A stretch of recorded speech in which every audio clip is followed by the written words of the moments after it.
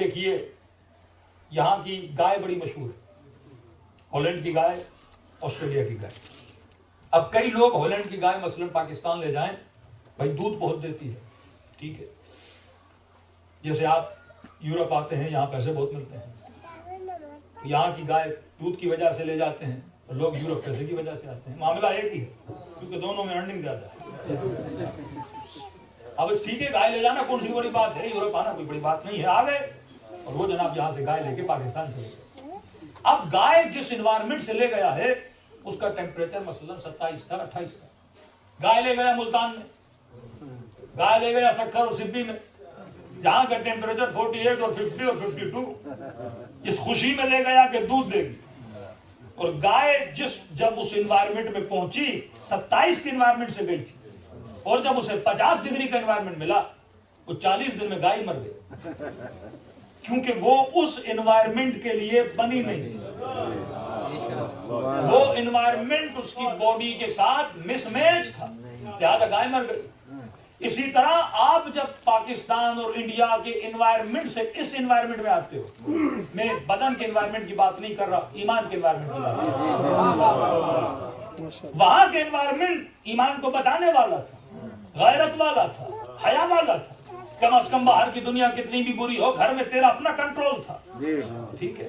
اب جب اس انوائرمنٹ سے اس انوائرمنٹ میں آتے ہو تو ٹوٹلی بالکل ایسا ہے جیسے اس گائے کو اس انوائرمنٹ میں لے جایا جائے. تو جس طرح وہ 40 دن میں جسم کی موت پاتی ہے، یہاں 40 دن میں ایمان کی موت ہو جاتی ہے، حیا کی موت ہو جاتی ہے، غیرت کی موت ہو جاتی ہے. دیکھیے حیا آنکھوں میں ہوتا ہے، آنکھیں اگر بے حیائی دیکھیں گی تو حیا رہے گا نہیں. حیا آنکھوں میں ہوتا ہے، ہر چیز اللہ نے جو رکھی ہوئی اپنی جگہ پہ رکھی ہوئی. اب سوال یہ ہے کیا پاکستان اور انڈیا میں ہالینڈ کی گائے سروائیو کر پا رہی ہے کہ نہیں؟ بہت گائے ہیں، کیسے سروائیو کرتی ہیں؟ ایک ابھی بھی دوست سے بات ہو رہی تھی، ان کو سروائیول کے لیے کنٹرول شیڈ میں ڈالا جاتا ہے. کنٹرول شیڈ کا مطلب کنٹرولڈ انوائرمنٹ، اس کے اندر وہ ٹیمپریچر بنایا جاتا ہے کہ جب وہاں پہ بھی 27 ٹیمپریچر تھا تو وہاں پر بھی کیا بنایا جاتا ہے، 27 کا ٹیمپریچر بنایا جاتا ہے. تو مطلب اگر مجھے سیم انوائرمنٹ ملے تو میرے سروائیو کرنے کے چانسز بہت زیادہ ہیں. اور اس کنٹرول شیڈ کی ایک مثال ہی امام بارگاہ حسین ابن علی ہے. واللہ مجھے بتاؤ جب امام بارگاہ میں آتے ہو یہ محسوس ہوتا ہے کہ اسپین میں ہو یا پاکستان کے کسی امام باڑے میں ہو. ایسے لگتا ہے ایران اور عراق کی کسی مسجد میں آ گیا، ایسے لگتا ہے کہ حسین کے حرم میں آ گیا. یعنی انوائرمنٹ بدل جاتا ہے تو مزاج بدل جاتے ہیں.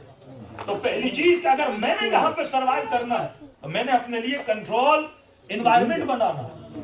جب تک میرے بچے کنٹرول انوائرمنٹ میں بڑے نہیں ہوں گے تب تک ان کا ایمان بچ نہیں پائے گا. اب اس کنٹرول انوائرمنٹ کی دو مین چیزیں ہیں، اگر آپ اس پہ عمل کر دیں. اب انوائرمنٹ کے لیے جیسے وہ پنکھے لگاتے ہیں، ہم نے کیا لگانا ہے اس انوائرمنٹ کو بنانے کے لیے؟ فرمایا اس انوائرمنٹ کو بنانے کے لیے سب سے پہلی چیز، پہلی چین جو تمہارے بچوں کو تمہارے کلچر تمہاری سویلائزیشن سے کنیکٹ کر سکتی ہے وہ تمہاری زبان ہے.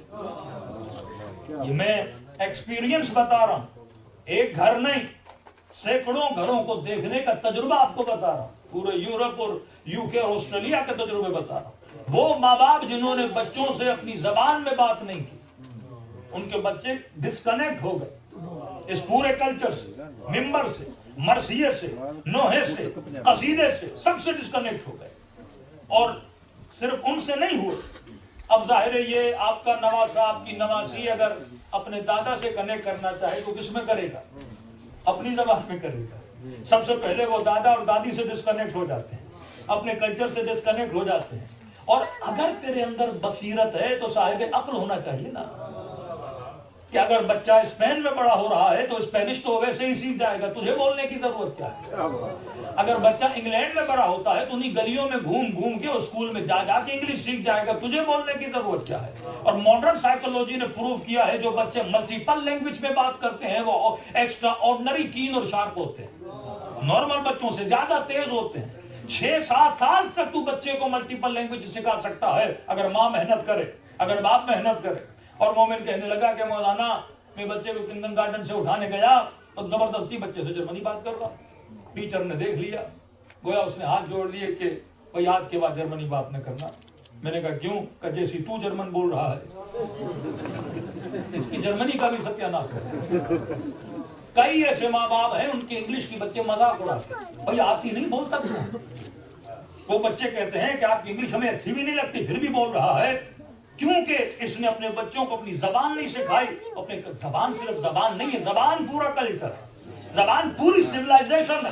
اگر زبان نہیں تو کچھ بھی نہیں. دوسری چیز گھروں کا ماحول جو اسلام نے بنایا ہے کہ ماں کا کام یہ ہے کہ اولاد کی تربیت کرے. ماں بھی کمانے جائے, باپ بھی کمانے جائے, بچہ ٹیچر کے حوالے, تو ٹیچر کا کیا ہوگا؟ بھائی دو ہی چیزیں ہیں, یا پیسہ ملے گا یا اولاد ملے گا. کہ مولانا گھر لیے ہیں, مورگیج دینا ہے, تو اگر دونوں کام نہیں کریں گے تو مسائل کیسے حل ہوں گے؟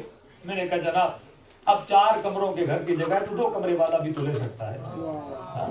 کچھ چیزوں پہ آپ نے بھی کمپرومائز کرنا ہوگا, تب جا کے آپ کی نسلیں بچیں. تو صرف امام بارگاہ کا انوائرمنٹ حسینی نہیں ہونا چاہیے, گھروں کا انوائرمنٹ بھی حسینی ہونا چاہیے. مومنین کے گھروں میں جاتے ہیں, وہ دیواروں پہ تصویریں اپنی اور بیوی کی لگائی ہوتی. میں نے کہا اتنا اس کو دیکھ رہا ہے بیزار نہیں ہوتا؟ پوری زندگی ایک دوسرے کے ساتھ رہنا ہے, پھر بھی دیواروں پہ خود کو دیکھنا ہے. یہ کہاں کی بصیرت اور کہاں کی عقل مندی ہے جناب؟ بچہ بھی آپ کو دیکھ رہا ہے, آپ بیوی کو دیکھ رہے ہو, شکلیں ویسی بھی اچھی نہیں لگتی ایک دوسرے کی, یہ پھر بھی دیواروں پہ لگا کہ تو کس کو میسج دے رہا. اگر تو صاحب بصیرت ہوتا تو اس دیوار پہ حسین کا روزہ لگا, اس دیوار پہ کوئی امام کا فرمان لگا دیتا, تاکہ بچہ جس انوائرمنٹ میں بڑا ہو اسے حسین سے محبت ہو. محبت دیکھ کے ہوتی ہے, محبت سن کے ہوتی ہے. جب تک دیکھے گا نہیں تو اس کے دل میں محبت حسین کیسے پیدا ہو؟ دوسری چیز, جب اسکول سے بچے واپس آتے ہیں, یہ ٹی وی پہ کیا دیکھتے ہیں؟ آپ وہ چیزیں لگاؤ. نیو کیسل میں فیملی تھی, واقعا میں پریشان ہوا کہ ان کی شاید 3rd جنریشن تھی, لیکن ایسی اردو بول رہی تھی. میں نے کہا پیسے کا مولانا سارا ٹی وی کا کمال ہے. جیسے اسکول سے آتے ہیں, میں نعتیں واتیں ہر چیز ایسے کارٹون جو اردو میں ہیں وہ لگا دیتی ہوں. بچے دیکھ دیکھ کے وہ زبان بھی سیکھ گئے, وہ کلچر بھی سیکھ گئے, اور صرف سیکھے نہیں ہیں, وہ ہمیں نعت سنا بھی رہے تھے, کوئی قصیدہ سنا رہا تھا. مطلب کنٹرول انوائرمنٹ میں آپ اسے ایسا صحت مند ایمان دے سکتے ہو اگر محنت کرو, اگر آپ کا ایم ہو, اگر آپ کا مقصد ہو. اب صبح سے شام تک یہی ہے کہ پیسے جمع کرنے ہیں, اور پھر بندہ بڑھاپے میں بیدار ہوتا ہے کہ مولانا آ تو گئے لیکن ہاتھوں میں کچھ بچا نہیں, ہر چیز چلی گئی.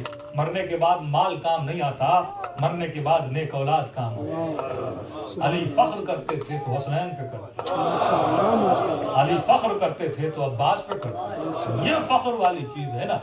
معاویہ کس پہ فخر کرتا؟ اصل فخر کی چیز حکومتیں اور دولتیں نہیں ہوتی.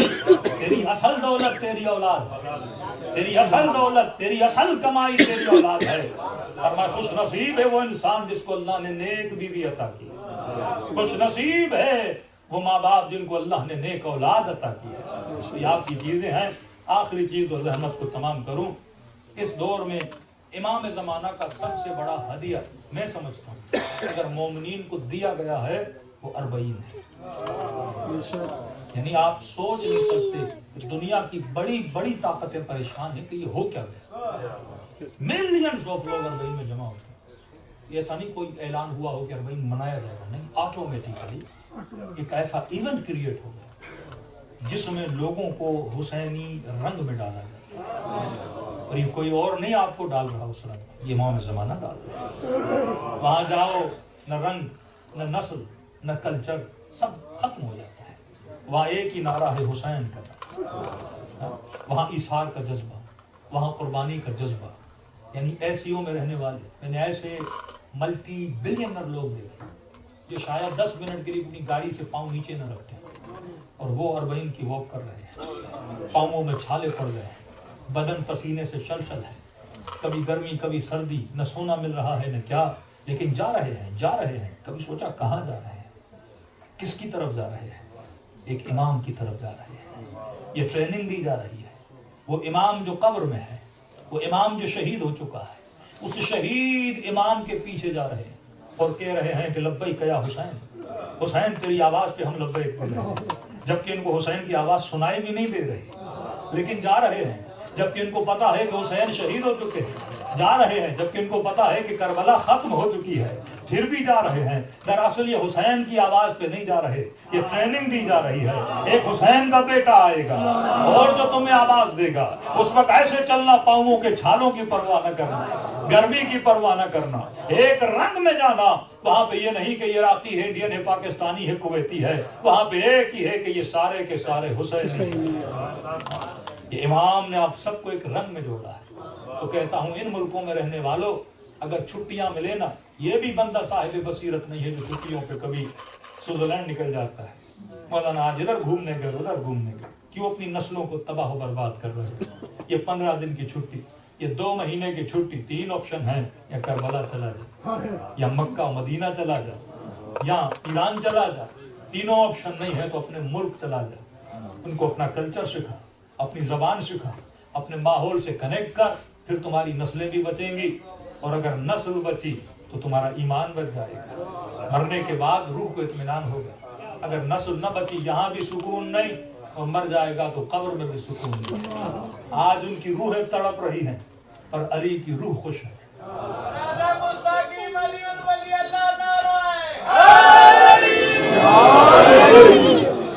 نبی کس پہ فخر کرتے ہیں؟ حسنین پہ فخر کرتے ہیں۔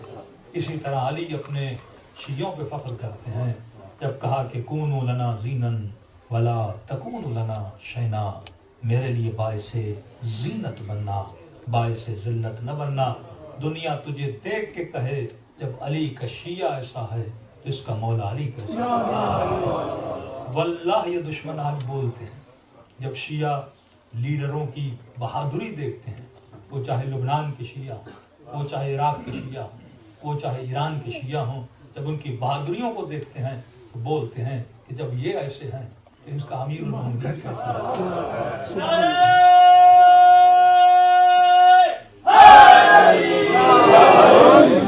خوشی آتی تھی امیر المومنین کے چہرے پر۔ کسی نے کہا کہ مولا جنگ صفین کا شاید واقعہ، تو جیسے خیمے میں آیا تو نگاہ علی پر پڑی۔